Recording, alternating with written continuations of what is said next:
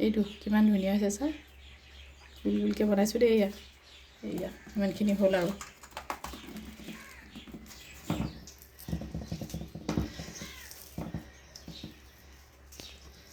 এইটো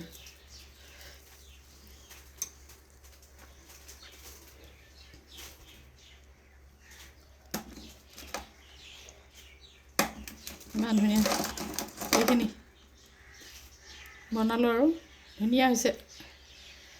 এনেকৈ বনাবলৈ কষ্ট নহয় প্ৰথমতে তিলটো ভাজি ঠাণ্ডা কৰি থৈ ল'ব লাগে তাৰপৰা গুড়টো গৰম কৰিব লাগে